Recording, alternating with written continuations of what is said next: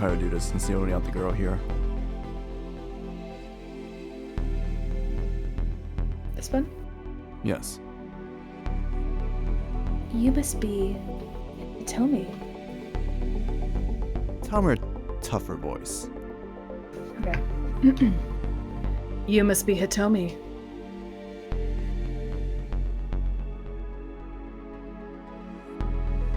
The girl called Caanan spoke fairly fluent Japanese. Hitomi nodded in response.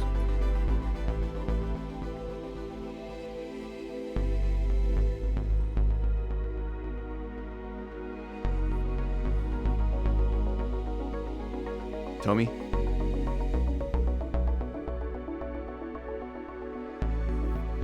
Lini?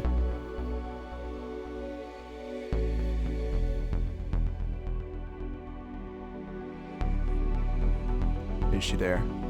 Sorry, my cat literally turned off my computer. Oh, okay. Sorry, I'm back now.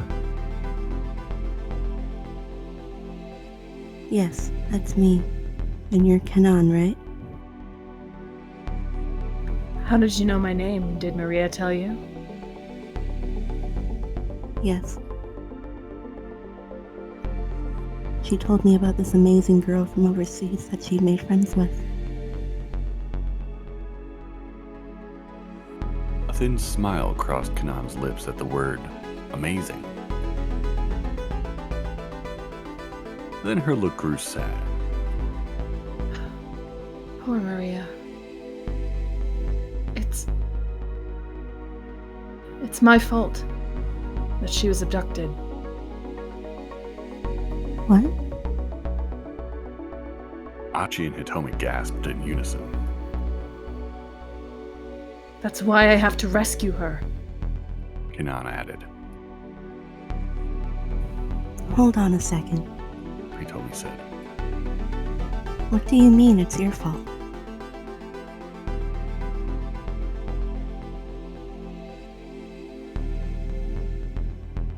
Caanan replied by jerking her chin in the direction of the main road.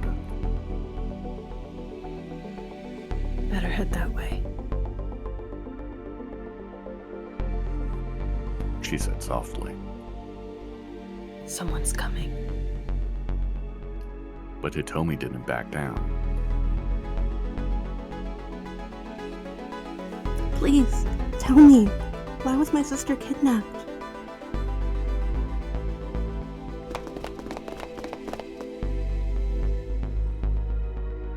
Several sets of footsteps echoed down the alley. They could see figures approaching now. By the looks of them, accomplices of the man Caanan had taken down earlier.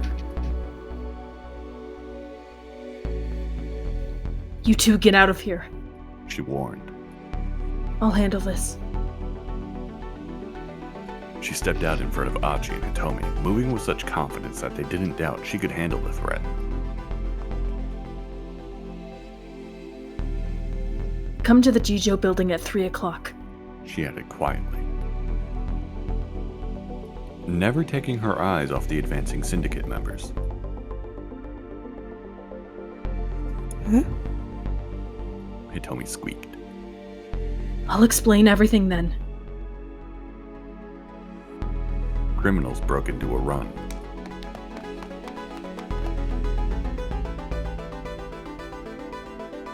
Come on, Hitomi, let's go. Achi hissed. He took her by the hand and bolted from the alleyway.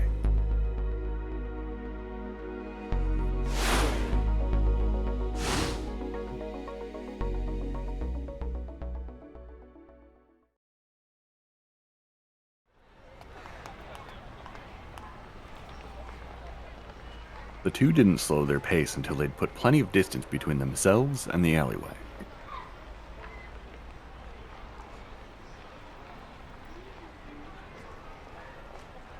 Caanan said this was her fault. What could she have meant by that? The hard run hadn't made Hitomi forget the other girl's startling suggestion. Well, she said she'll meet up with us later. Achi said. We can ask her more about it. More about it then. In the meantime, An ache in his belly had made Achi realize he'd been running all day and hadn't eaten since the morning.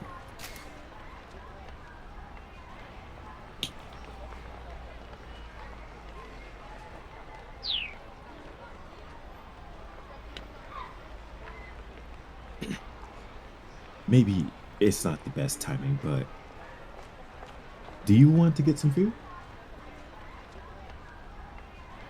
I'll be okay. Hitomi's face was racked with emotion, It's only natural. Achi thought. Not only was she afraid for her sister's life, but there were all these people out to kill her too. And with this Caanan girl suddenly showing up, the situation was more confusing than ever. Still, they might as well address the few problems they could. Control. There was a fast food joint nearby, Let's go in there. Achi said. You might not be hungry, but you should still make sure you stay hydrated. Hitomi shook her head.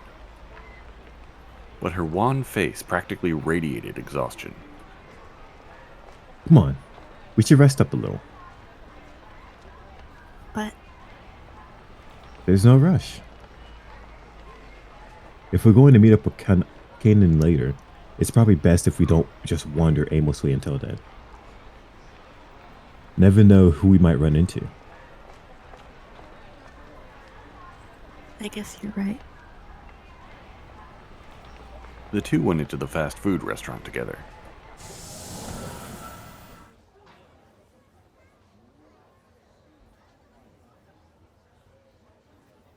Jules, Welcome. Said the girl at the register with a bright smile. May I take your order? I'll have the spaghetti with meat sauce. How about you, Hitomi?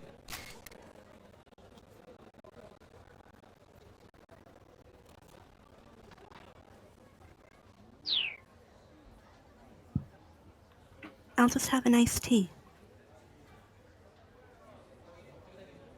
Hey now, you should at least probably eat something. Okay, then I'll have a strawberry parfait.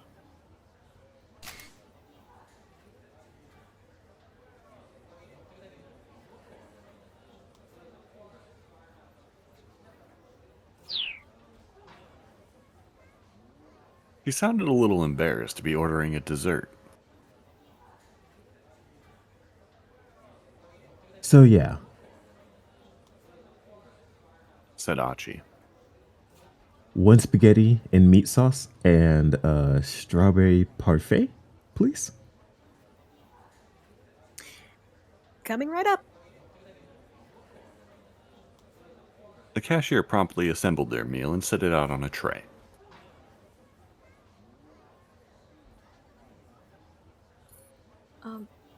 We've got a special contest going on right now.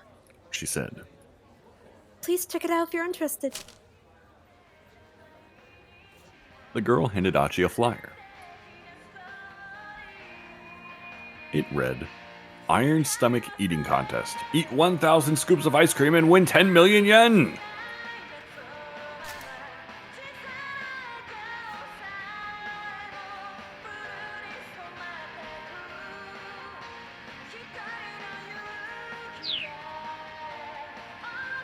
What the heck? Achi stared at the flyer as he took a seat at an open table. 1,000 scoops? That's impossible. Anyway, let's hurry up and eat. As Achi stuffed his face with spaghetti, he thought back to their encounter with Caanan. The girl had helped them out, sure, but could they really trust her completely? It might be dangerous to meet up with her again. Still, Hitomi needed to know more about what had happened to Maria. And Caanan obviously knew something about that. It looked like they'd need to take that risk. My sister really is amazing. Huh? Hitomi's quiet words drew Achi from his ruminations. He paused with a forkful of spaghetti halfway to his mouth. My sister met Caanan when she was on a trip to the Middle East with my father. Hitomi nibbled at her parfait, looking lonesome. Cool, but how does that in particular make your sister amazing? It's typical of her, is all. She's so dynamic and gung-ho about things. Hitomi explained, her gaze turned inward. It was just my father and sister who took that trip to the Middle East. I didn't go with them. I guess my mental image of that part of the world is mostly that it's really dangerous. To me, going there seemed like a huge risk, but Miri didn't see it that way.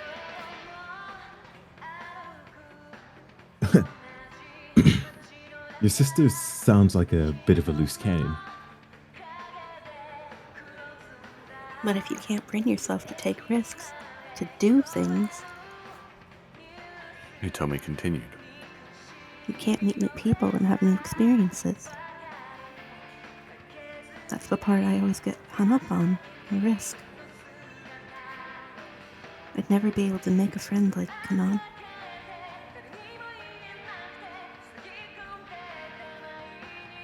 Achi's mind wandered as he listened to Hitomi talk.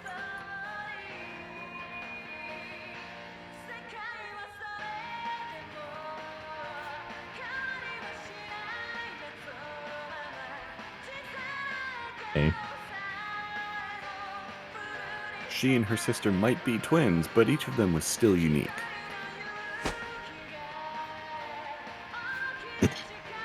Okay, I'm gonna stop you right there. He said. He held up a hand to cut her off.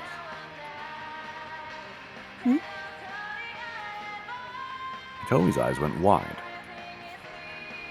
Why are you comparing yourself to your sister? I mean, I don't know what it's like to be a twin, but can't you just be yourself? Professor Palmer said the same thing.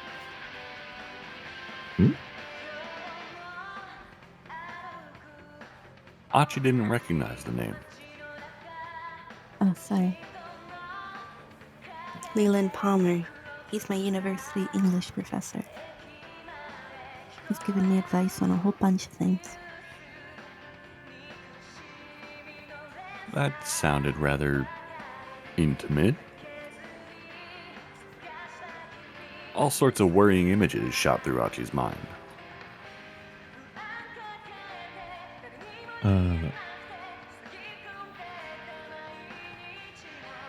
So, how old is this teacher of yours? Huh? Around 40 or so, I guess. Great. Achi thought to himself. Another middle-aged guy.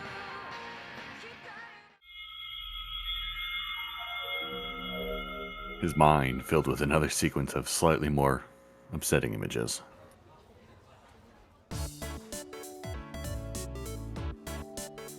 Nolan.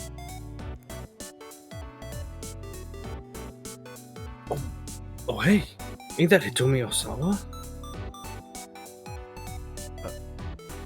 Sorry, was that someone? No, you good. Kyle. Oh, wow, you're right. It totally is. A college-aged couple sitting behind them were talking in hushed, excited tones.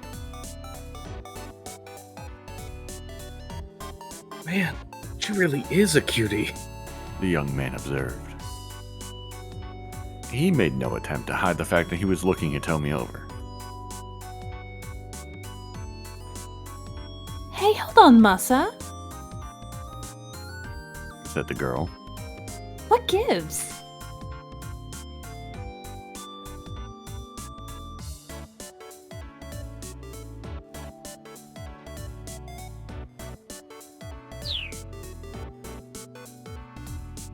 Oh, I mean, she is Miss Midoriyama, right?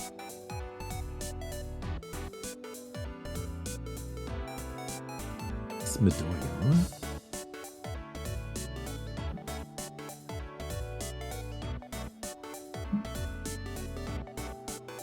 Hey. Achi turned to the couple. Hey, did you just say Miss Midoriyama? The couple stared at him in surprise, but Achi was undeterred. What were you just saying just now? Is that true? The man's face twisted up in embarrassment.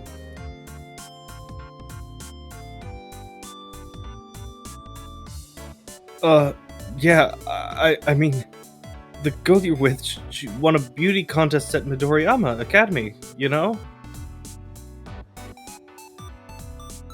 I just got a little excited, it's all.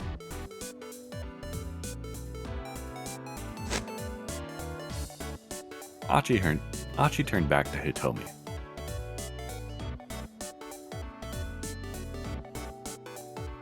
Is that so?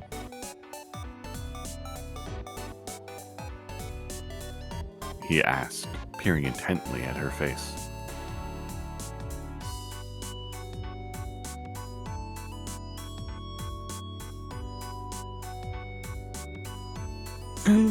Well, yes. She smiled awkwardly. He turned to the young man again. Huh. I knew she was pretty darn cute. He said. Guess I'm not the only one.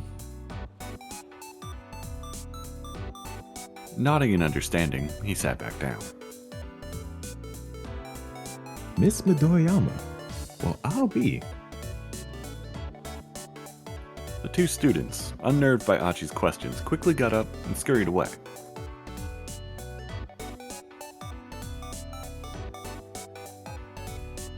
It was Professor Palmer who convinced me to enter that beauty contest, actually.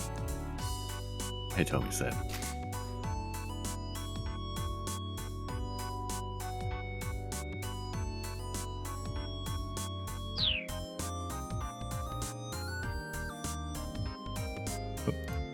Huh?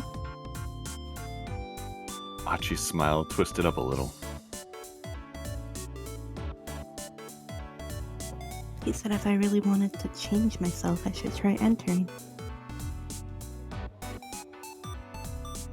Achi maintained his outward composure, but inside his heart was racing. Tanaka and Palmer, which of them held Hitomi's true affections? Or was she possibly leading on two middle-aged men at the same time?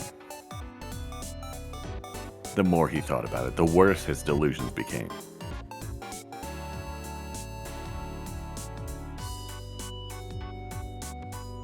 What actually happened, though, is my sister and I both won the prize. Hitomi's words snapped him out of his funk. She sounded disappointed. They gave out double prizes? Turns out my sister had entered the competition, too. She smiled a self-deprecating smile.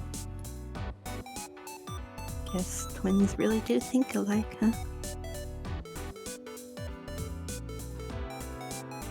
Hey, double shumble. You still won the prize, right? I mean, that's pretty impressive. Yeah, they just picked me as an afterthought to my sister, because twins sharing the prize made a good headline. She looked away, sadly. Did they say they picked you as an afterthought? They didn't have to. It was obvious that my sister really won. You can't know that. Maybe she was the afterthought. Come on, you gotta believe in yourself. Hitomi just hung her head. But I'm such a terrible person.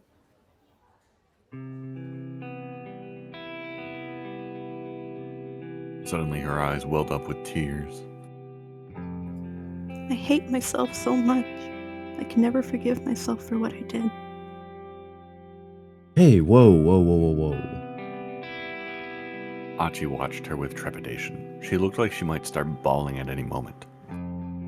What's the matter? The night my sister was kidnapped, I was supposed to go to a college party with her. But then all of a sudden she told me not to go. I kept asking her why not, but she just kept insisting I couldn't. Hitomi's face was bleak with regret. We both got mad and I wound up blowing up at her.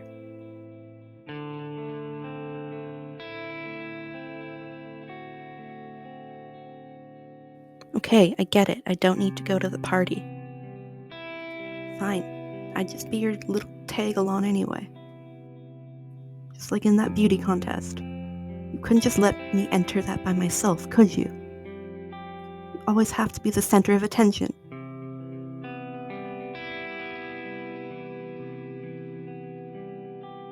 Maria scowled.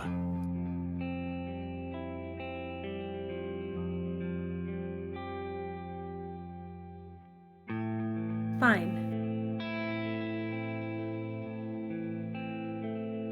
The party starts at 7 o'clock. Try not to forget, okay?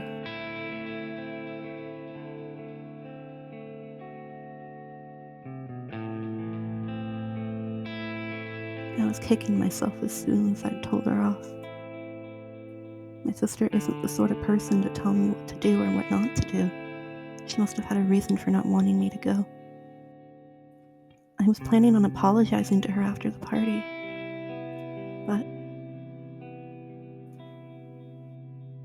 But then she was adopted, right? Achi polished off the last of his spaghetti. He set down his fork, then wiped his mouth.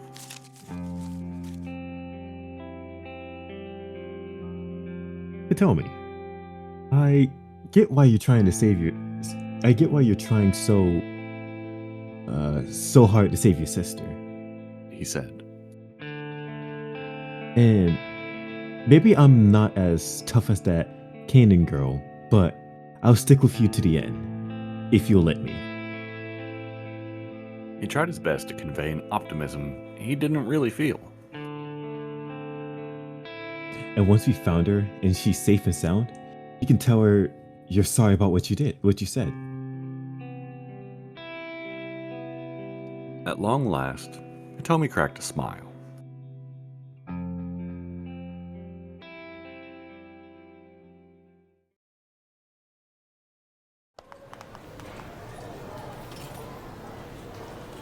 A short while later, the two arrived outside the Gigo building. They were a little early for their 3 o'clock meetup with Caanan. They had decided that searching at random for the blue minivan was too risky. It could easily draw the attention of the man with the cane or the foreign kidnappers. Getting information from Caanan seemed like the next best move. Oh hey, Achi said as they waited. you've got a little ribbon on your top. Hitomi glanced at her shoulder and saw the tear in the fabric. Oh, you're right. When did that happen, I wonder? Must have snagged it on something while we were running, I guess. We got some time before Caanan gets here. Do you want to buy some new clothes? Huh? You sure that's a good idea? We'll stick out if we just... Oh. We'll stick out if we just stand around and here waiting. May as well head inside until it's time. Since many celebrities did their shopping at Gigo, there were back entrances for the times when the place was crowded. Everyone who frequented the old shopping district knew about them, including Achi and Hitomi. In a pinch, one of those back entrances could be an escape route. With this in mind, the two headed inside.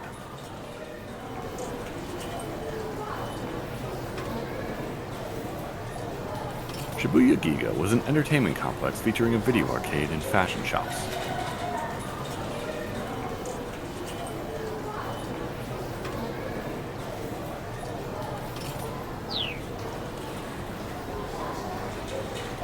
The ground floor and two basement levels of the building were designed as an amusement area outfitted with skee-ball, claw cranes, fighting games, and the like. The second floor held a mix of photo booths and ladies' wear shops.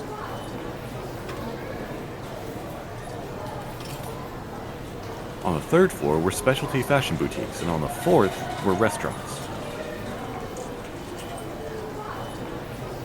Achi and Hitomi took the escalator to the second floor.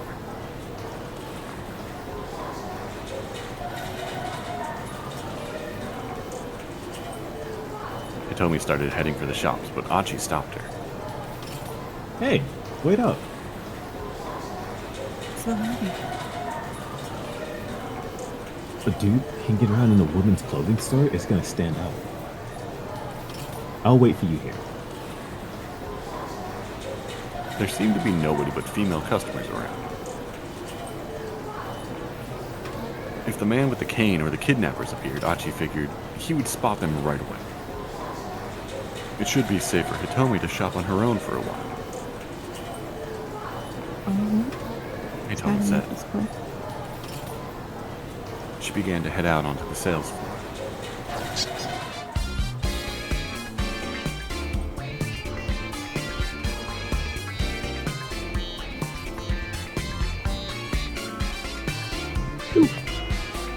A seedy-looking man poked out from beneath the door of a photo booth right at Hitomi's feet. That was a close one, wasn't it, Tama? He said to her. I thought I was dead meat for sure. His tone was oddly cheerful considering what he was saying.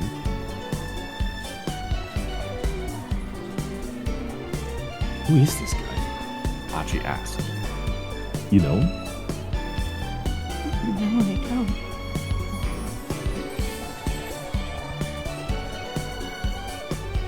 The sketchy fellow gave her an ingratiating look. Come on, Tama. Don't be like that. Hitomi took an anxious step back.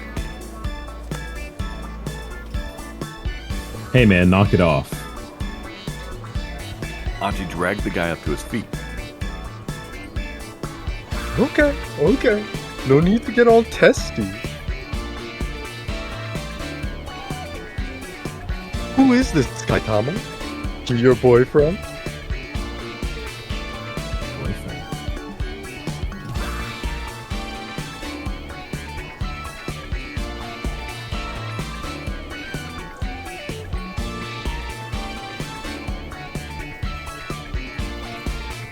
See.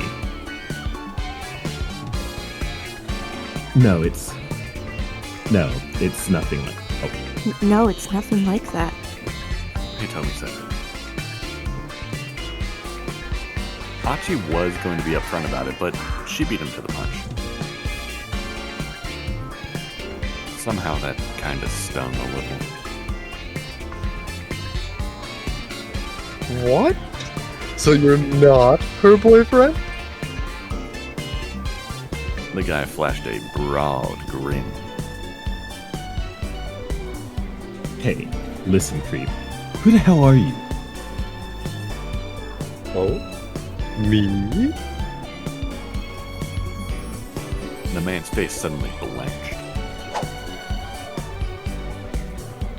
Oh crap. Tama, hold on to this for a bit, will ya? The weirdo shoved a worn-out magazine into Hitomi's hands, then bolted off in a panic. The heck was that all about? Yeah, I wonder why you ran off like that. Achi and Hitomi stared at one another. Well, Anyway, Achi said. there's a lot of nut jobs out there, so be careful, yeah? Okay. If anything happens, I'll give you a shout. Hitomi flashed him an impish smile and scampered off onto the sales floor.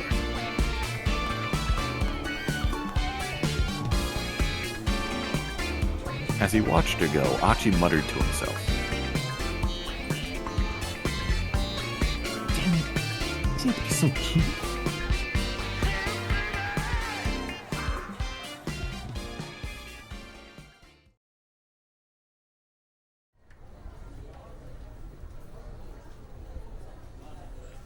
"5 minutes or more passed as Achi waited for Hitomi. He stood by the escalator, almost as if he were keeping guard. Female shoppers began to give him icy stares for being somewhere he probably shouldn't.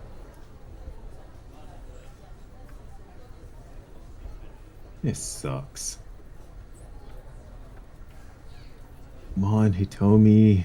Hurry up and get back here. The longer he waited, the more uncomfortable he felt. How long was she going to take? Then he happened to turn around and see Hitomi riding the escalator up. It looked like she had indeed bought some new clothes. Hey, Hitomi. She didn't seem to hear him.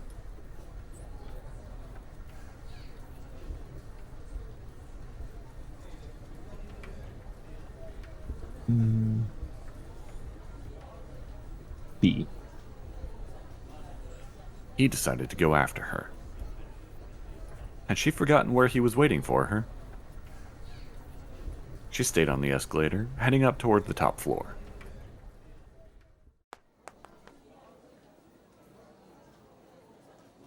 Achi followed her, but by the time he reached the top, she was out of sight. This was the restaurant floor, so it was more open than the other levels.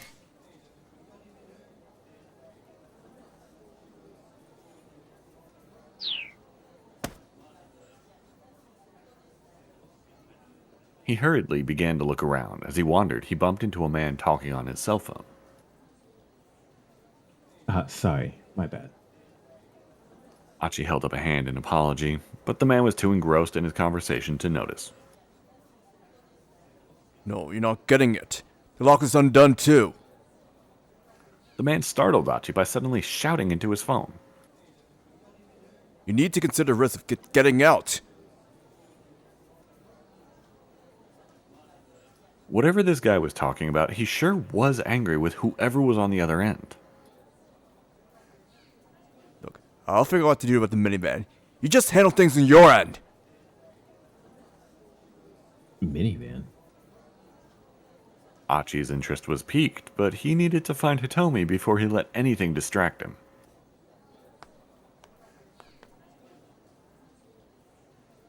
As he scoured the 4th floor, he came across a Chinese buffet and noticed the large windows in its outer walls. You could see a lot of Shibuya through those windows. Maybe Hitomi had decided to look for the minivan from up here.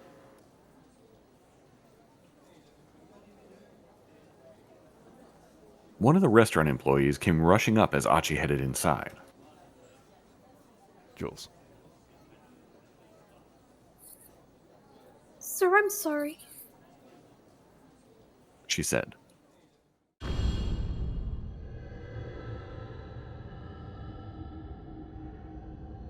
Sir, you'll have to forgive the inconvenience. We're not open to the public not right now.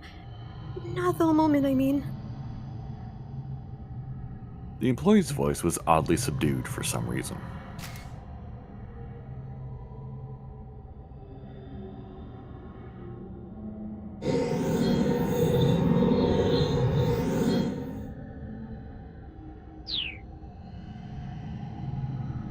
Why not? Achi asked. Well, you see, one of our other customers ate all of our food.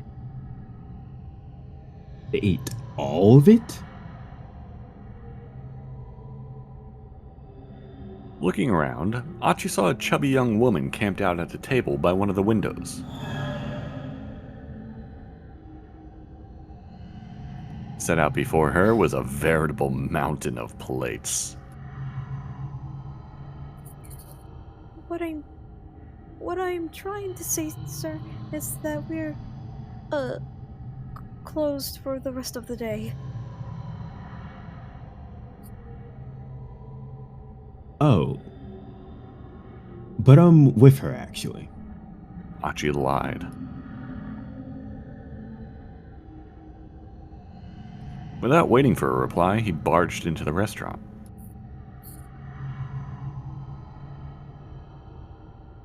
He took a quick look around, but there was no sign of Hitomi. Before leaving, though, he figured he'd at least take a look out the windows. The huge glass panes looked out onto Dogenzaka. He had a decent view of the roads, but he didn't spot a blue minivan. Achi dropped his gaze to the sidewalk outside the building. Oh. He let out a tiny gasp. Even from 4 stories up, there was no mistaking what he saw. A group of black-clad foreign men had gathered outside the building. Had they figured out that he and Hitomi were inside? He needed to find her, and fast. He raced out of the restaurant, alert for trouble.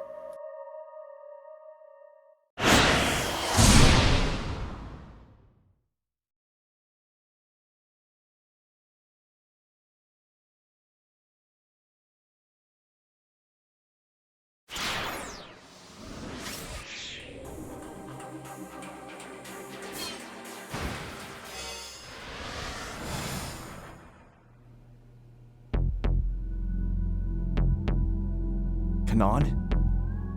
Ano muttered. What's Caanan? A stench of blood hung heavy in the basement bar. Stanley was silent, staring at the criminal's corpse. Hey, do you know anything about this? Ano asked.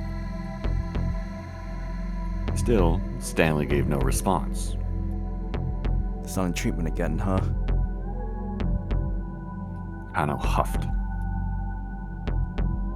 The American glanced at him gravely. In all likelihood, the one who did this was acting alone. Alone? Against as many other people? Who on earth? There's no need for you to know. Cut the crap! Ano snapped. He grabbed Stanley by the collar. If there's someone involved in this case who's capable of something like this, I need to know about it. How am I supposed to do my job and keep me in the dark? Stanley remained stone-faced. Look, I'm not afraid to risk. Ano said. I'll be a lot more effective if you at least fill me in on the basics here. The more you know, the sooner you'll wind up dead. Ano tightened his grip. It's okay if I wind up dead while I'm still in the dark, huh? Fine. Stanley said. I'll answer your first question. He brushed Kano's arm aside.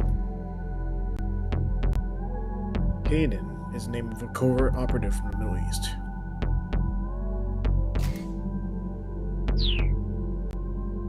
I believe she's the one who killed these people here.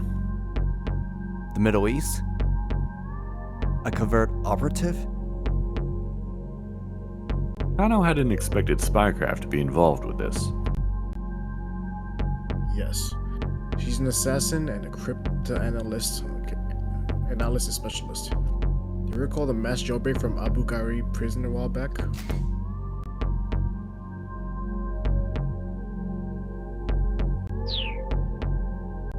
Caanan was the one who provided intel that the escapees used to get out. Caanan was at a loss for words. The case was suddenly starting to seem a whole lot more sinister. Whoever this Caanan was, she'd apparently killed nearly a dozen people with only a knife. She was clearly no one to trifle with. Just what kind of individual were they dealing with here? He could scarcely imagine. Once again, Kano surveyed the crime scene. Each of the murdered criminals had had his throat slit. From the look of the deep, clean cuts, the killer hadn't hesitated in the slightest.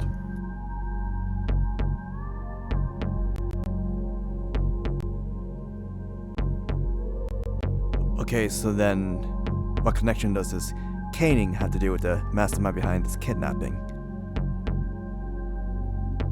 If Caanan had killed all of the foreign syndicate members in this bar, did that mean she and the person behind the kidnapping were enemies? Or perhaps she and the kidnapper were working in concert and she'd carried out these slangs as part of some plan to get rid of some loose ends? I believe I said to answer one question. Turning away, Stanley picked up a file from atop a nearby table. Apparently, he wasn't in a sharing mood. And realizing that further questions would be pointless, Kano peered sidelong at the file as Stanley opened it.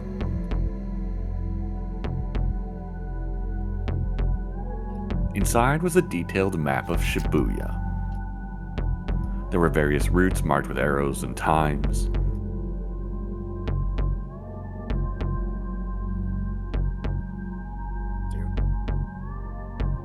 That's the plan for the ransom relay. Anna was so excited he blurted his thoughts out loud. It appeared that the ultimate goal for the ransom was a condominium.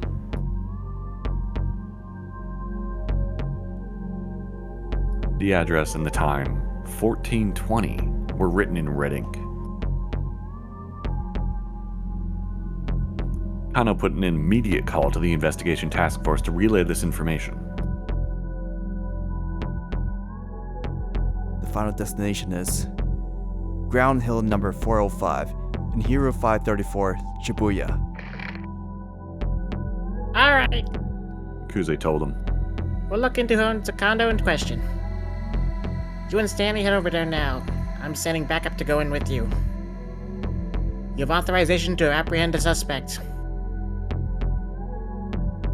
Finally hearing the order that he'd so long been waiting for, Kano felt a spark of determination flare inside of him. Alright, let's go. He said, some of his excitement slipping into his voice. Stanley, still solemn, closed the file and followed him out of the bar.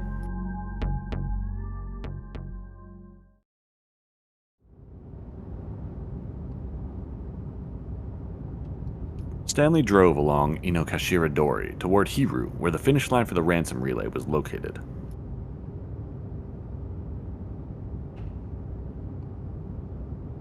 His demeanor was cold and brooding, in sharp contrast with Kano's gung-ho readiness. He seemed lost in some deep and cheerless thought.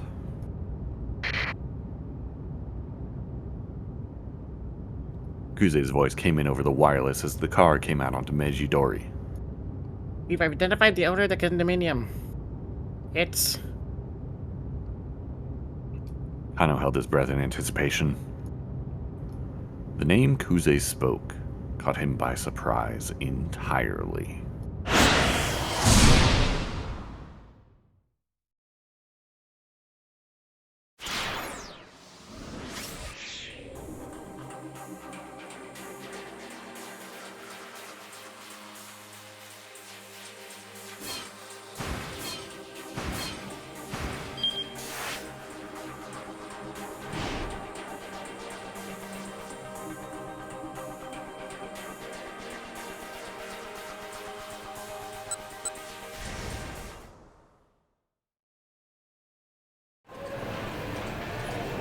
can skip through these.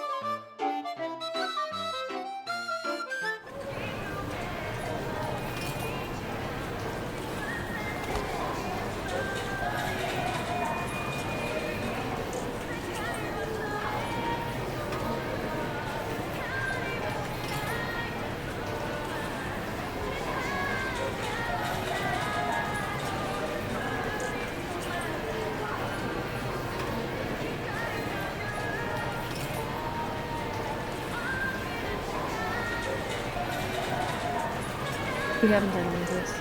Oh, okay.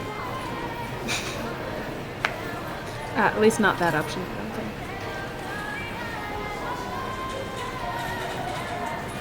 Unfortunately, I don't really see anywhere that might work. We might be safest staying right where we are. Just stay nice and still and we'll be fine, I whisper. Yeah, probably right.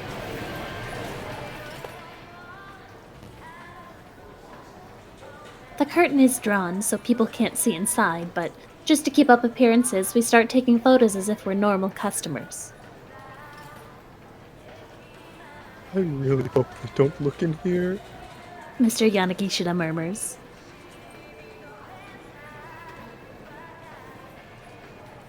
What do we do if they find us? They won't. Just don't worry. Despite my reassurances, it was a while before he stopped trembling. Then he said, You know, Tama, they say that when a man and a woman meet under unusual circumstances, it's easy for them to fall in love. I think the rest of this we have done, actually. Okay, that's what I thought. I don't think the options actually give you options. Illusion of choice. The illusion of choice.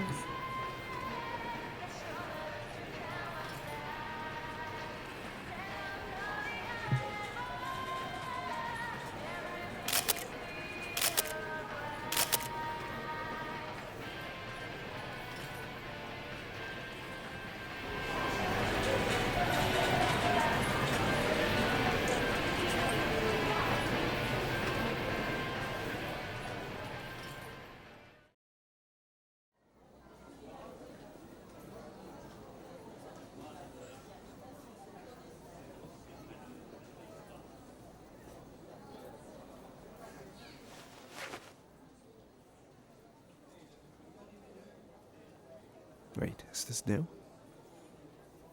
This is new. What? Who's this guy? I can't quite tell if I recognize him or not.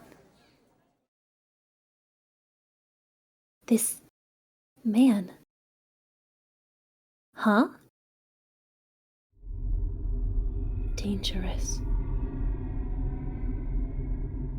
I hear someone's voice inside my head.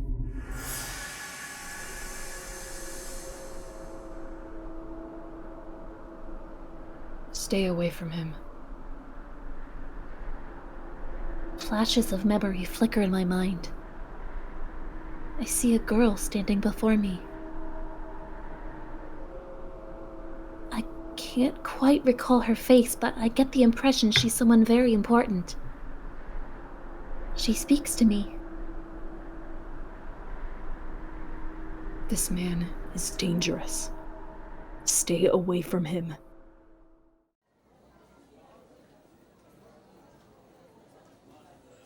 That's all.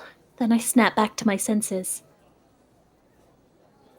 It feels like I was right on the cusp of remembering something critical. At any rate, it seems that there's some connection between me and the man in the photo. Try as I might, though, I can't recall anything more than that.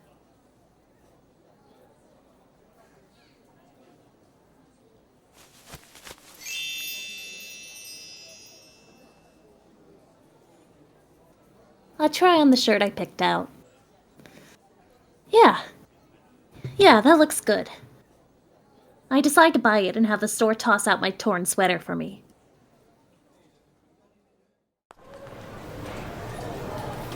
As I'm about to go down the escalator, a young man strides up to me as if I'm an old friend.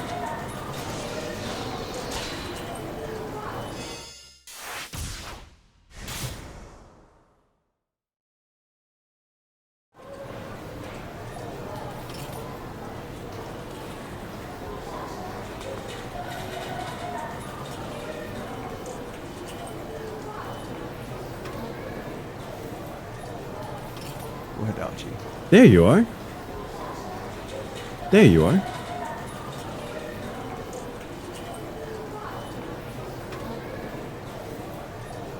Achi said.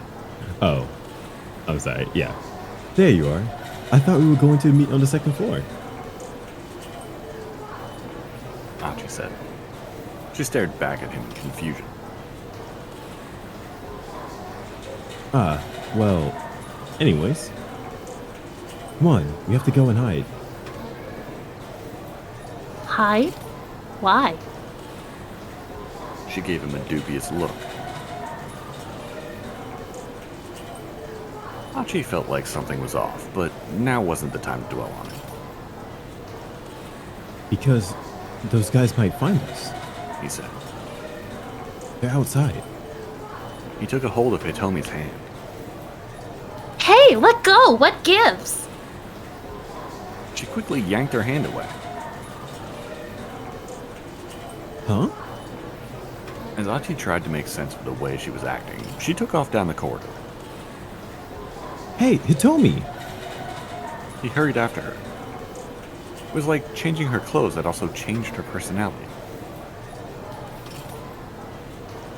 Still, he couldn't just leave her alone. The kidnappers might well be closing in. He stayed in pursuit of her, trying not to draw too much attention.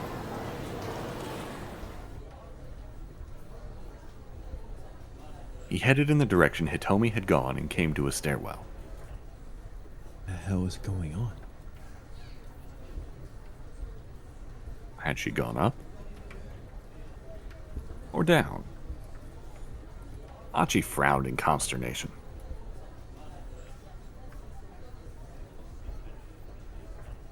Hey, stop right there! He heard shouting coming from down below. Then came the sound of footsteps rushing up the stairs. Hitomi? Was someone chasing her? Achi bolted down the stairs before he could mull it over too much. Down on the landing, he ran into a man who was pale in the face. You gotta help me! The man went and cowered behind Achi. The two thuggish-looking men came up the stairs after him. Nolan.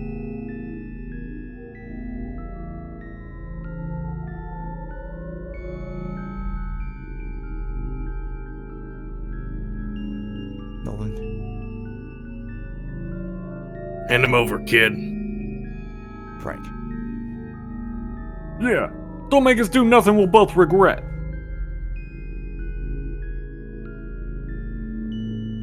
two guys bullying a frail old man? Achi huffed. And you want me to just turn a blind eye while that goes down? Yeah, that's not gonna happen. The younger fellow, the one who looked like a small-time gangster, sneered. Nolan. Oh, you're gonna want to turn a blind eye to this little man. This is gonna get bloody. By the way, Achi asked. either of you seen a girl around here? Super cute. About yay. The gangster suddenly threw a jab with his right fist, and Achi dodged on reflex. The punch wound up catching the man hiding behind him right in the face instead. Oh, whoops. Achi realized his mistake a moment too late.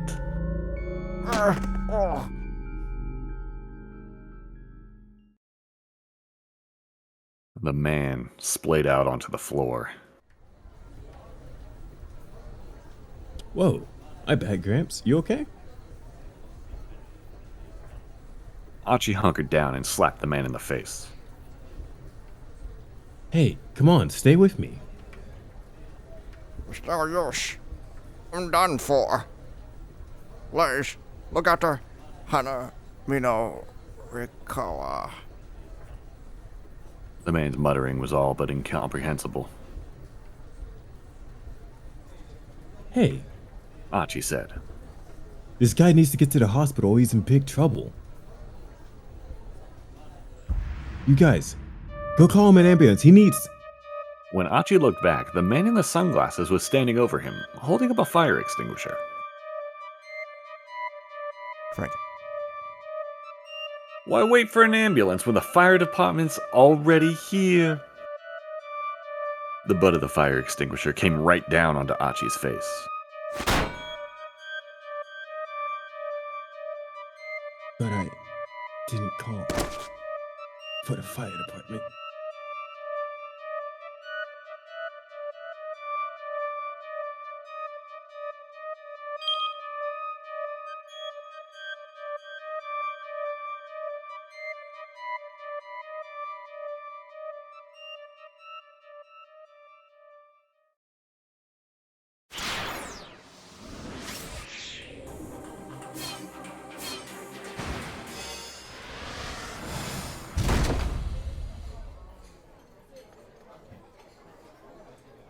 Oh! Minorikawa's cry of despair echoed throughout the cafe. His laptop monitor stared back at him, black and empty. Don't you die on me, buddy? He jabbed his finger sharply at the screen.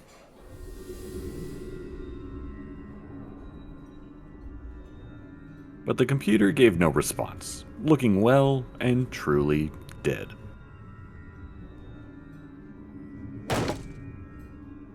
What the hell? Minorikawa pounded his fist onto the table. This would be a worst-case scenario even if he weren't desperately pressed for time.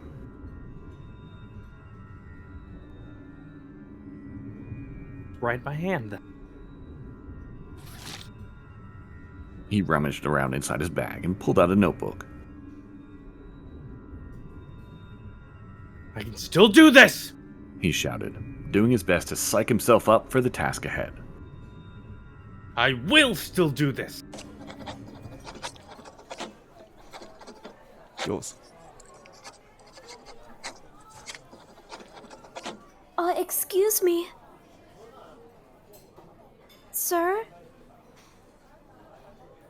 The waitress appeared timidly beside him. What? Minorikawa snapped. His pen still flying across the paper. Sir, if you could please quiet down. My damned computer just broke. I'm allowed to a scream or two. Minorikawa was in no state of mind to be quiet. If it weren't for the deadline he was racing to meet, he'd probably have gone on screaming until he passed out. Your computer is broken, you say? The waitress peered at the monitor. Yeah, look. Suddenly stopped displaying anything. Could it be that... the battery is just dead? Minorikawa sat bolt upright.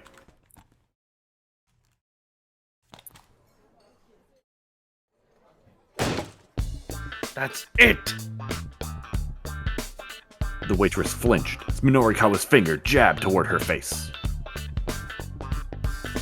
Hadn't considered that possibility. Hey, let me plug in somewhere. There's an outlet right there, sir. She pointed at an outlet by Minorikawa's feet, making no attempt to hide her exasperation. Minorikawa plugged in the power cable and the monitor sprang to life, as normal. So, now that that's sorted, would you please be quiet, sir? Don't talk to me. You're interfering with my writing. Minorikawa's fingers had already begun dancing across his keyboard. With a sigh, the waitress disappeared back into the kitchen. Oh yeah, now we're talking.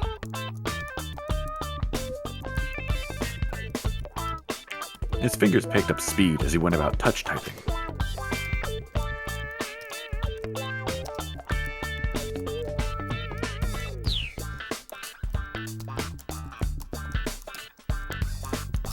Pros and cons of surveillance camera. Writer of dated electronics shop oversees high-tech camera system. Bedlam at bogus weight loss drink sales demo. Bankrupted organizer remains undiscouraged. Now Minorikawa's spirits were riding high. He was writing rolled along at a brisk pace.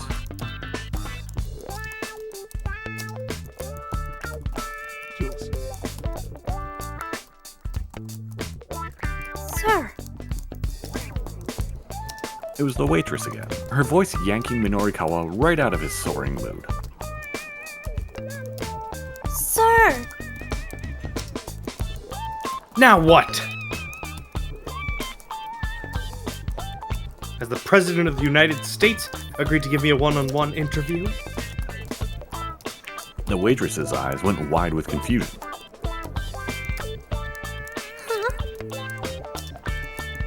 Because unless it's something that important, do not speak to me right now! But she was undeterred. Sir, please, if you could just be a little quieter. Minorikawa's fingers ceased their rattling across the keys. What sound do you have a problem with? All I've been doing is writing a copy. Well, for the last while, actually. We've been talking while you write, sir. Talking? Minorikawa tilted his head in confusion.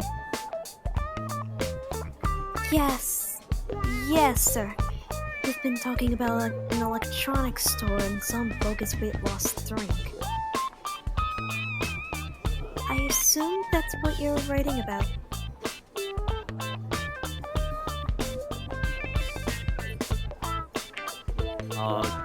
You're saying I've been narrating my copy aloud while writing it? That's right, sir. Other customers sitting nearby were openly snickering. Well, so what? He snapped. He was red in the face now.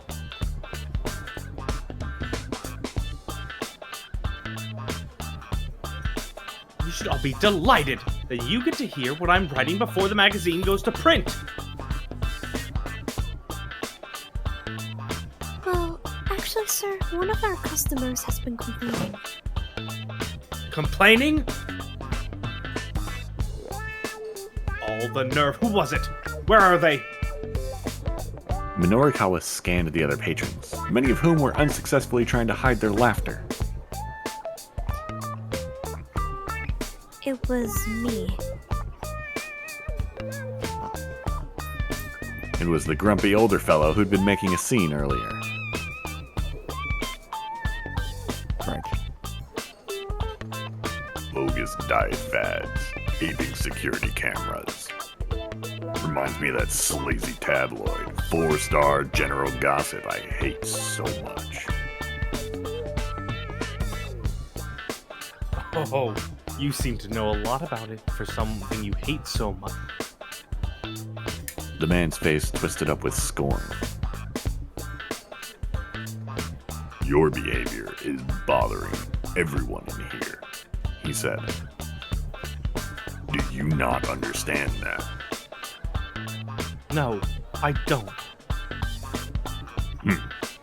Guess a reporter who writes nothing but nonsense prefers nonsense in everything he does. Minorikawa could feel his blood boiling. What was that? Go on, say that again.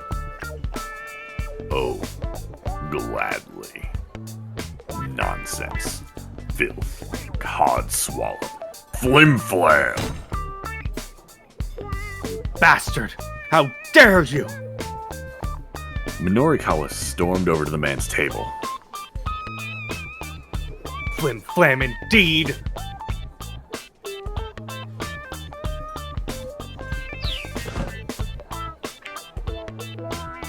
Just, who are you calling flim-flam? The other man stood up and glowered in Minorikawa's face. You utterly lack any manners or sense of decency for starters. I have plenty of manners and decency. I also happen to have a deadline. Bah! As if a flim-flam artist like you has a work ethic. Stop calling me flim-flam. The waitress inserted herself between the two men. Gentlemen, please stop fighting!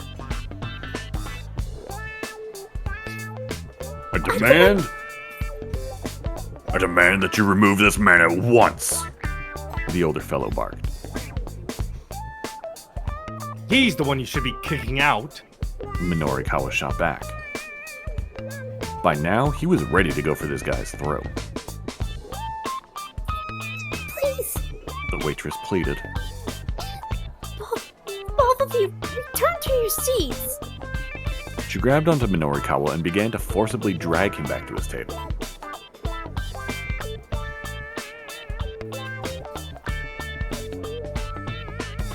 I think I got a deadline. Let's calm down. Okay, calm down. Minorikawa did his best to swallow his pride. Whatever. He huffed. Not time for He stalked back to his seat. The other man snorted and sat down with a scowl.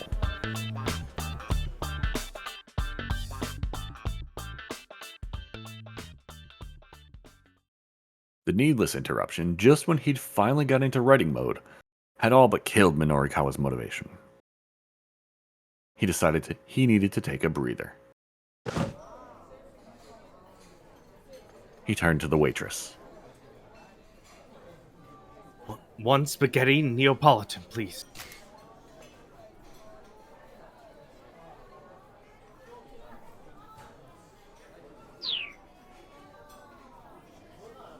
He might not have had a lot of spare time, but working on an empty stomach wouldn't do him any favors. While waiting for his order to come out, he decided to read back over the copy he'd written so far.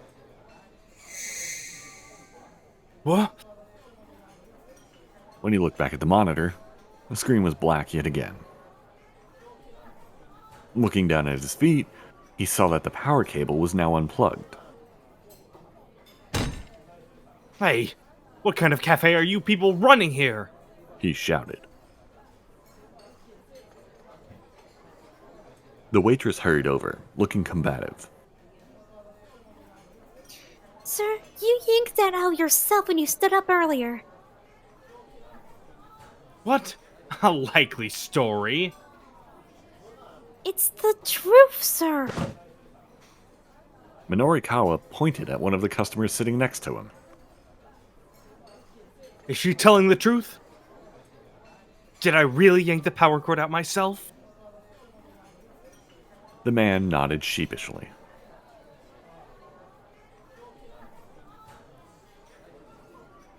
Yeah. Well, that's the outlet's fault for being someplace where it unplugs so easily. Minorikawa squawked. The waitress marched away, head held high. Let's make sure that spaghetti's delicious. Minorikawa shouted after her. Do that, and I'll consider us even.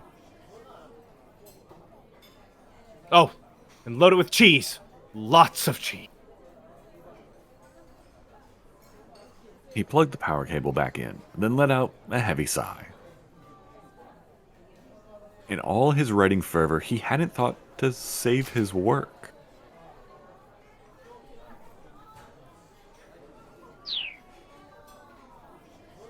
He was probably going to have to rewrite most of what he'd done.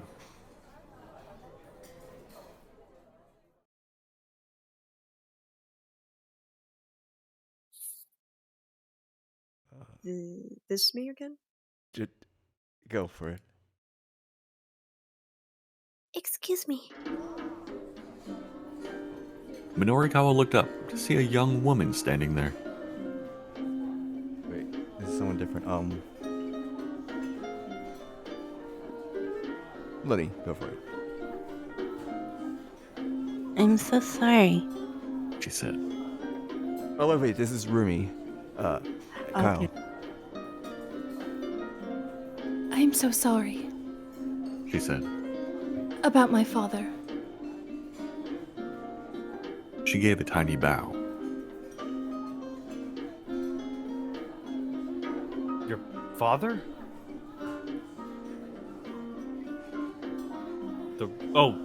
The rude old man. He's just a little worked up right now. Please don't pay him any mind.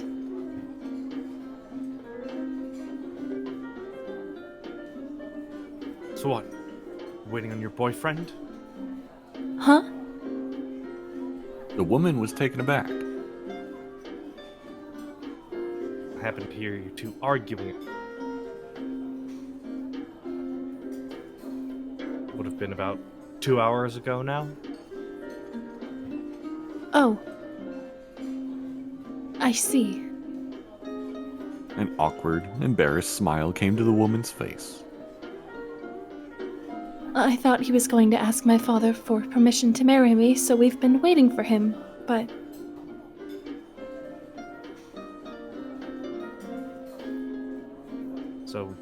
But he hasn't shown up? No. He must be really busy.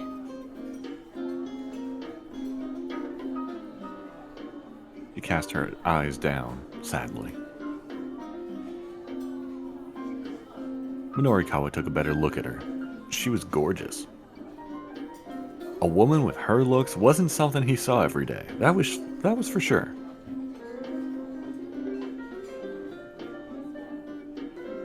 say. Would you mind talking with me for a bit? He asked. Me? Yeah. Kinda need to turn my mood around here.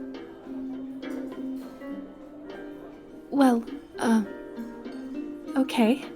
At least until my father gets back. The woman cast an anxious look toward the restrooms. What's your name? Rumi. She sat down across from him. Wait a second. Aren't you? Minorikawa peered at Rumi's face. One of those twins that was chosen as Miss Midoriyama? Rumi shook her head. No, not me. No? Darn. Think I'd be that lucky. He took a sip of his now cold coffee. I do know the girls you're talking about, though. Rumi said.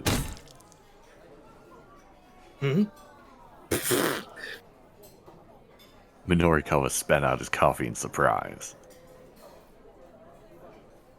Rumi squeaked in alarm as the spray splattered her face. But Minorikawa leaned in, unconcerned. You mean it? You really know them? Yes. Rumi replied. You're talking about the Osawa twins, right? She got out a handkerchief and wiped the coffee from her face as she spoke.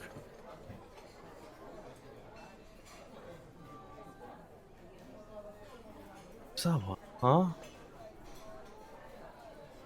Minorikawa glanced down at the project proposal on the table.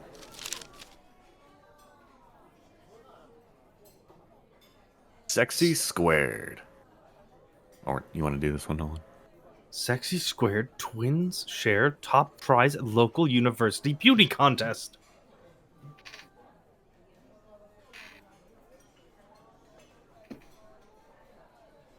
Midoriyama Academy. Maria and Hitomi Osawa. Yes, that's it. The Osawa twins! I actually won Miss Midoriyama myself a few years ago. This year I served as one of the judges. Minorikawa adopted a self-satisfied pose.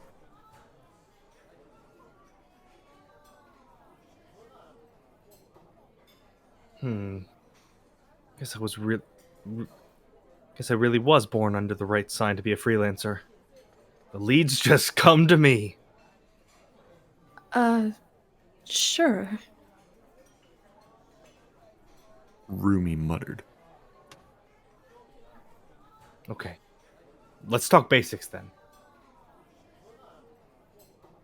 Tell me what you know about these girls. Well, I don't really know them personally. Rumi continued to dab at the coffee on her face. But now that you ask, I do remember hearing that they'd entered the contest separately. Wait, separately? Now Minorikawa was a bit confused. Yes, that's right. I'd assumed they'd entered as a pair, but apparently not. I wonder why. I mean, they're twins. Don't they look alike? Wear the same clothes? Do everything together? Say the same things at the same time and stuff?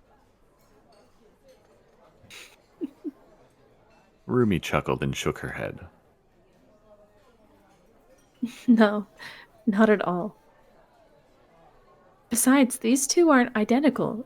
They're fraternal twins. She said.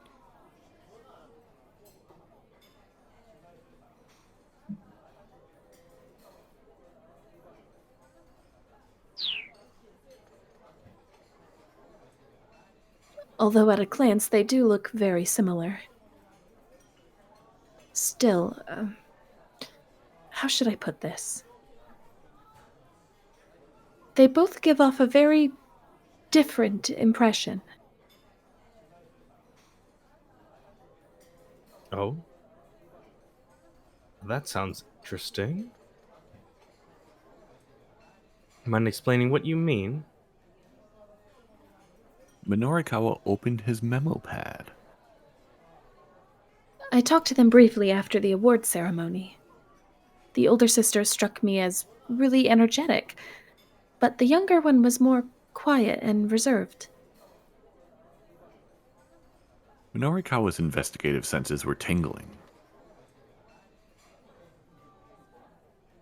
I wouldn't figure a shy girl would want to enter a campus beauty contest. I suppose not, no. Yeah. I don't suppose you've got anything juicier? Minorikawa asked. Rumi frowned.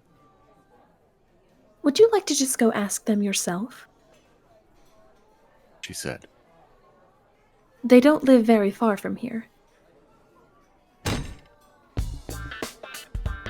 Whoa. Hold the phone. Minorikawa could hardly believe what had just fallen into his lap. The advance info in the project proposal had mentioned the girls were students at Midoriyama, but hadn't given an actual address. If he could talk to them directly, now that would be pay dirt. You know where they live? Well, not exactly. I just heard that they lived in Shoto. Ah, Shoto. That wasn't far away. Car or motorcycle could get there in about 10 minutes. It'd be quicker than going to Midoriyama Academy, and he'd be able to meet with the girls themselves. Minorikawa flashed a quick look toward the restroom. It looked like Rumi's father had just gotten back. Sorry, She said. I should be going. No problem. And thank you. Rumi gave him a quick nod, then hurried back to her seat.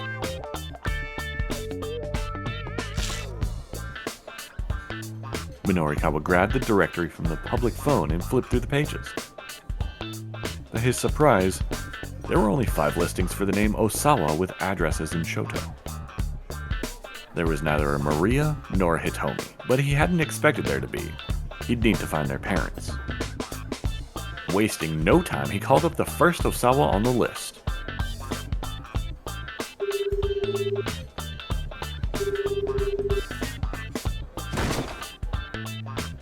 Bingo! Minorikawa couldn't help but pump his fist in excitement. He'd gotten the right place on his first try. Way to go, me! He committed the house number listed in the phone book to memory.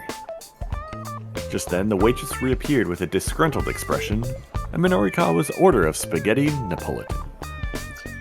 Here you are, sir.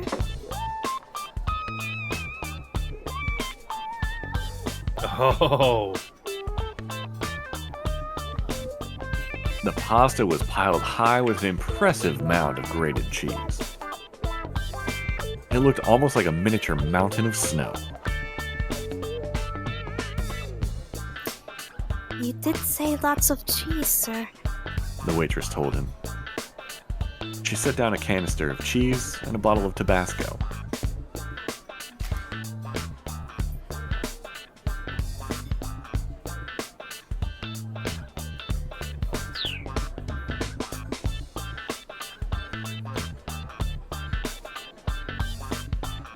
Ooh, this looks good. Minorikawa exclaimed. He twirled some spaghetti up with his fork and shoved it into his mouth.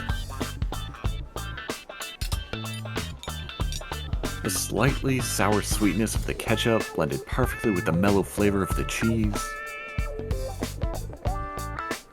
This is tasty.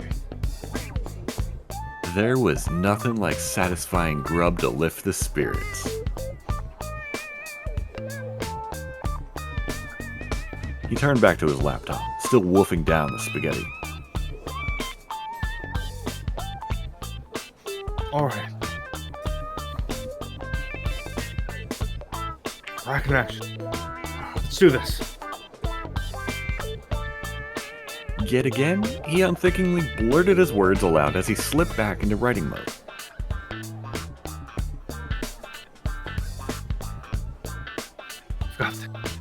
I've got this!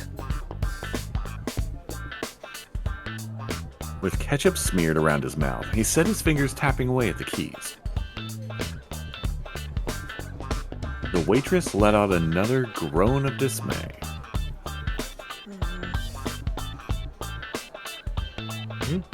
You hear something? Minorikawa glanced in her direction, but the waitress faked a smile.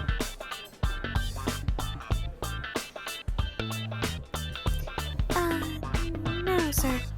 I don't think so. Yeah? Well, then go away. We're stocking one.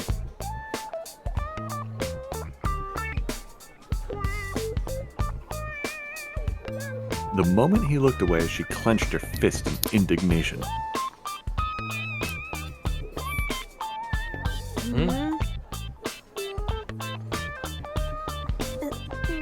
Nothing, sir. Good luck with your work, sir. I don't need luck. Oh god, this.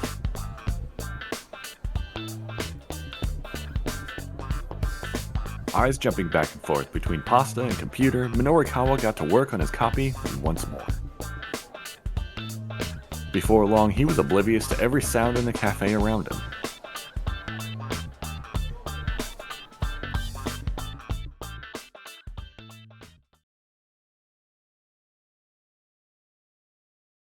When he finally snapped out of writing mode, he glanced at his watch. It was 2:20. Almost time for him to head to his next interview. Are you gonna move on?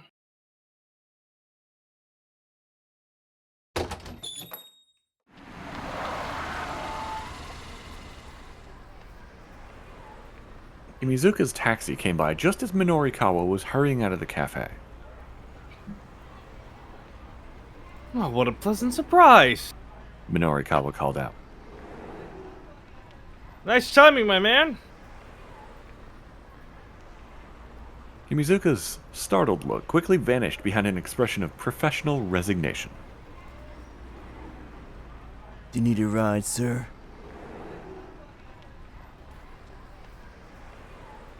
You know it. Minorikawa replied. First, head to Shoto. After that, I'll need to get to Sakura Gaoka? As he cast his gaze out at the sights of the city, Minorikawa mulled over his plan for the next part of the day. First, he'd interview the Miss Midoriyama girls. Then he'd meet with the head of that theater troupe. In order to leave himself enough time to write his copy, that meant...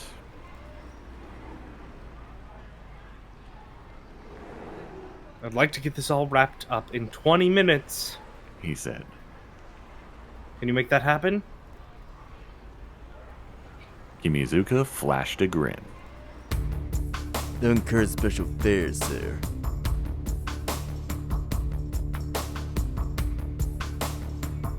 Ooh, special.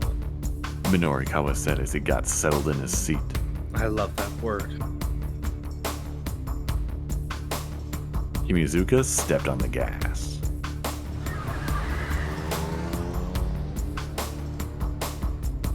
Shibuya was a town of contrasts. It was a town of young people, unpretentious, energetic.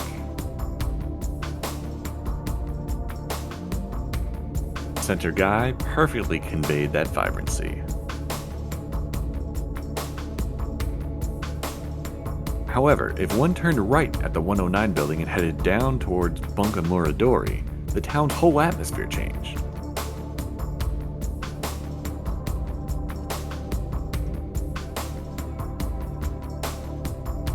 Shoto was one of Shibuya's, indeed, one of Tokyo's most upscale residential districts. Wherever one looked, there were stately manor houses, giving off an imposing air, sending the message that this was no place for the common folk.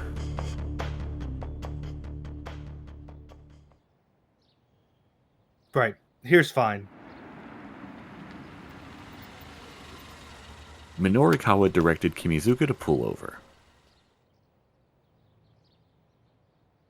Wait here for me. I'll be right back.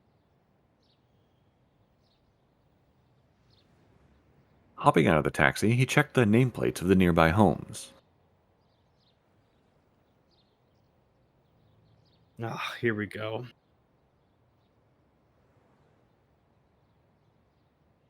He'd spotted a nameplate that read Osawa. Kenji Osawa, huh? The name nagged at him somehow. It had been in the back of his mind ever since he'd seen it in the phone book back at the cafe. Had he heard it someplace before? He walked up to the gate and pressed the button for the intercom.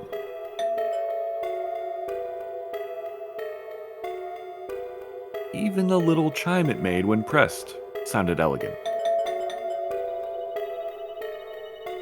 Minorikawa waited, but there was no response. He looked at his watch. It was 2:30 now. His interview with Shinosuke Orai of Wandering Angels was supposed to have started already.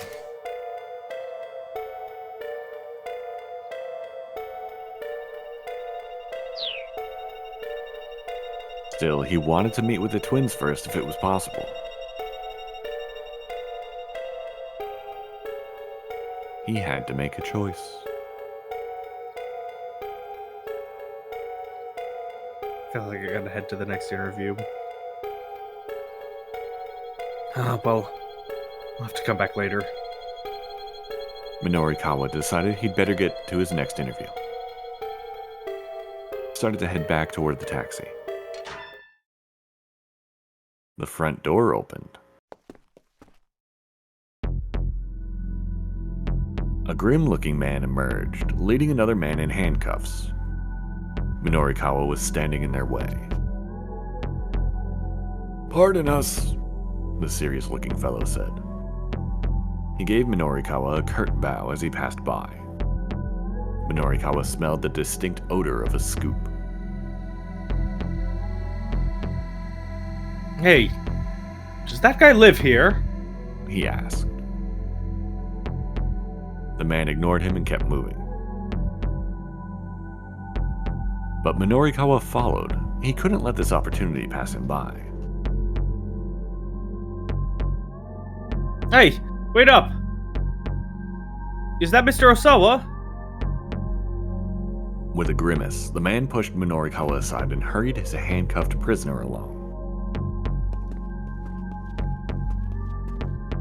For a moment, Minorikawa wondered if he should keep after them, but he decided against it. Whatever was going on here, he doubted he'd be able to get an interview with the twin girls right now. This had all been an unfortunate waste of time. He had no real choice but to head along to his next interview.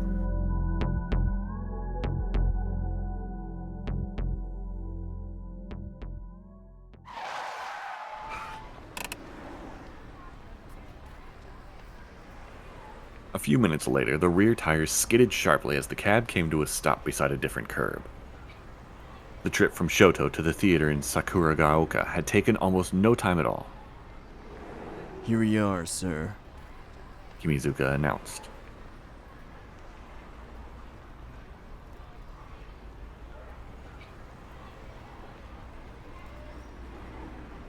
Wow, that was fast. Still, Minorikawa was at least 5 minutes behind schedule. He hoped he'd still be able to get the interview with ORI.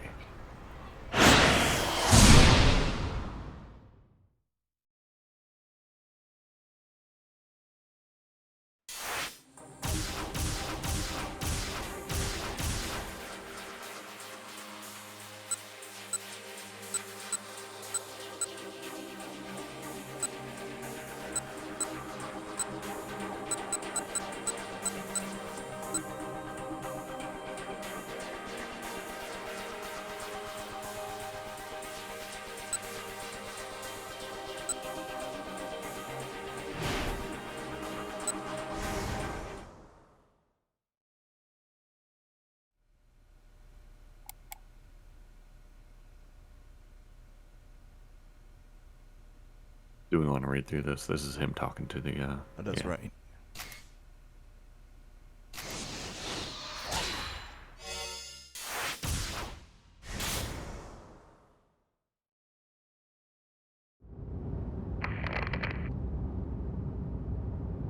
Kuze's voice came in over the wireless as the car came out onto Meiji-dori.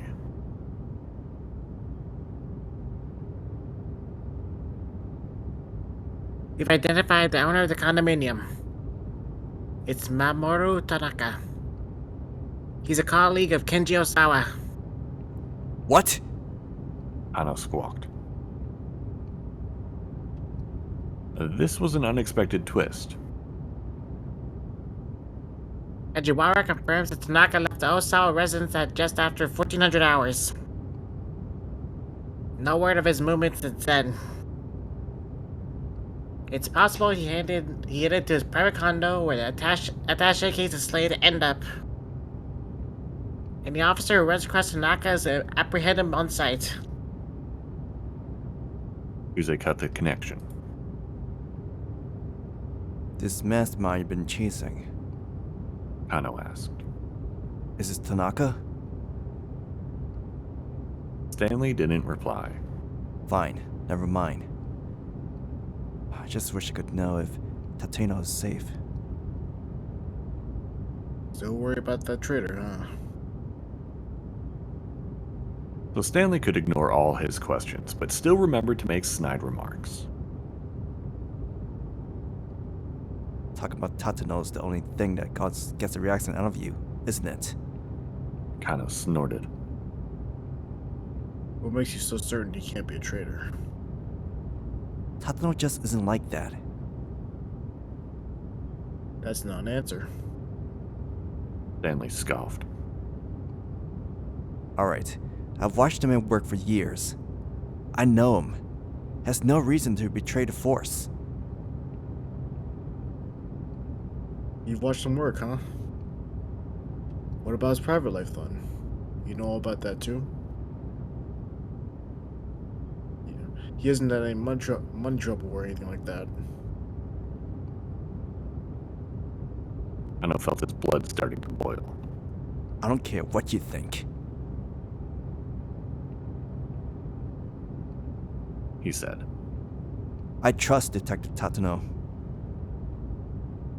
Trust him? On what basis? I don't need any basis to have faith in someone. Kano snapped. Without any basis in fact, it's just plain sentimentality. Stanley said. There's no reason or logic to it. A thin smile came to his face. Be they friends or family, you can never really know other people. The only person you can trust is yourself. Kano had no response for such an emotionless statement. He looked away. He and Stanley were just plain incompatible.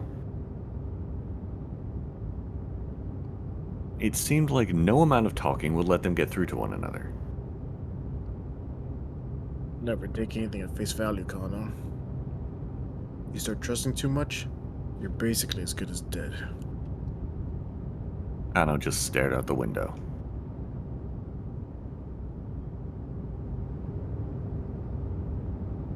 The Shibuya precinct came into view. Tanaka's condo wasn't much further now.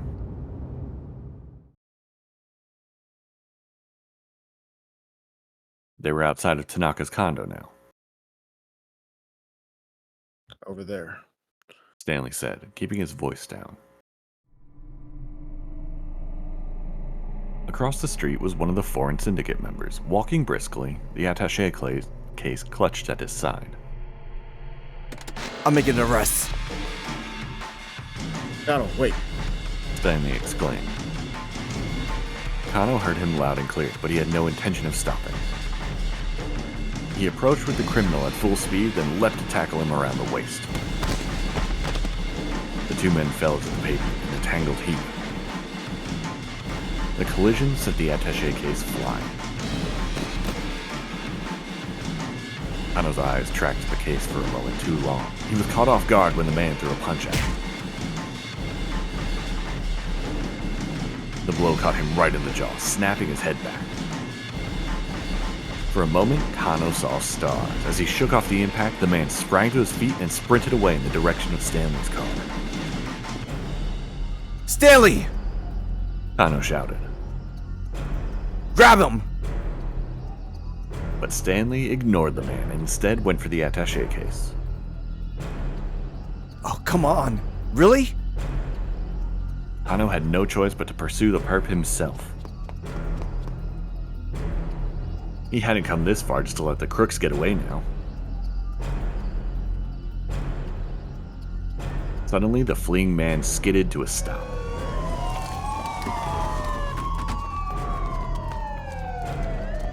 Several cars had pulled across the road ahead, and detectives were pouring out of them. His escape route cut off, the criminal resigned himself to capture.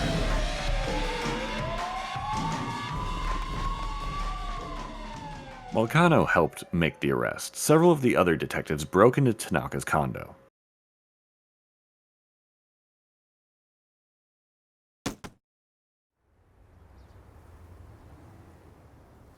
Stanley, meanwhile, was carefully inspecting the exterior of the attaché case. He'd already opened it. It was stuffed with bundles of banknotes. The 50 million yen ransom was back in police hands. This is a decoy. The American muttered under his breath. I wonder where...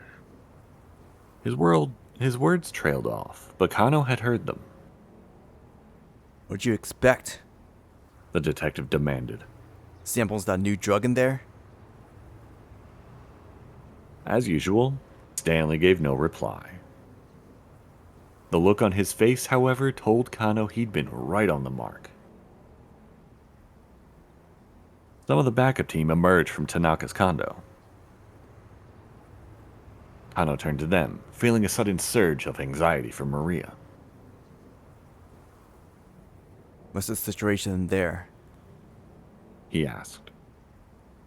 They told him that they'd found no one in Tanaka's rooms, so the hostage's status remained unknown and the main culprit had evaded capture. This case hadn't been solved. In fact, it was still unfolding in the worst way conceivable. And still, Stanley remained focused on the attaché case, pondering it with a thoughtful expression. Look, Kano told him. I'm going to request that I be returned to my normal duties. Maria still needs to be rescued. I still need to find out what happened to Hitomi and Detective Tatuno. For once, Stanley actually responded. Hitomi. Yes, that's it. It makes perfect sense to have her curious. Huh? What do you mean? This whole attaché case relay was a fake-out. Whoa, slow down. Kano said, wishing he could calm himself with his words. Explain what you're talking about. Somehow, the kidnappers made contact with Kenji Osawa and got him to have Hitomi carry the drugs, separate from the ransom. Wait. You're saying they had Hitomi bring them the drug? Stanley nodded. The case handoffs were a sort of camouflage, a way for them to keep the police distracted from their real goal.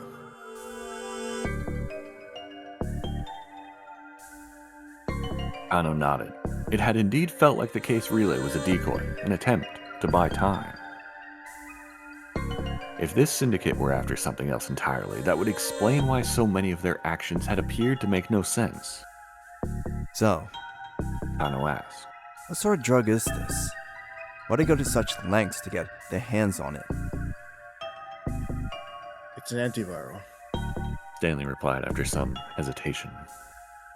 a way to cure people infected with a very particular virus. What virus are we talking about? It's called UA. Caanan never heard of it. Still, he could imagine the possibilities. Suppose this UA was something like the Ebola virus.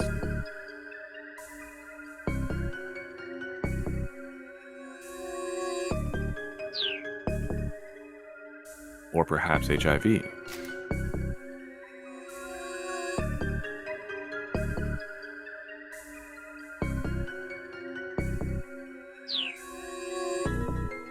Even the all-too-familiar influenza.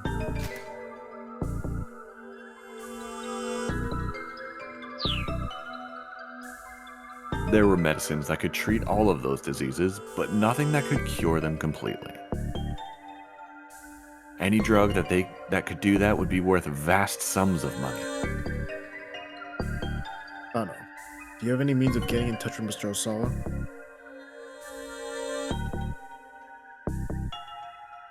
Yes, I know one of the detectives stationed at his home. Check in with him ASAP. Find out whether or not he gave the antiviral to Hitomi. Caanan suppressed a scowl. It looked like he wasn't done assisting Stanley yet. He got out his cell phone and dialed up Kajiwara.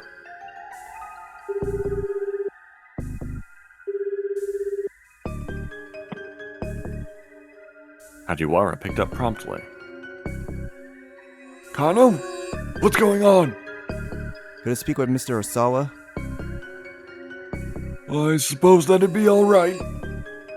What for, though? There's something I need him to confirm for me. It's an emergency. Alright. Just make sure not to tell him anything about the investigation. Sure thing. After a while, a man's hoarse voice came over the line. Osawa speaking. Can I help you? This is Detective Kano from the Shibuya precinct. Time is critical, so I need to just cut to the chase here. Kano took a deep breath. Do you give the antiviral drug to your daughter Hitomi? Osawa let out a gasp.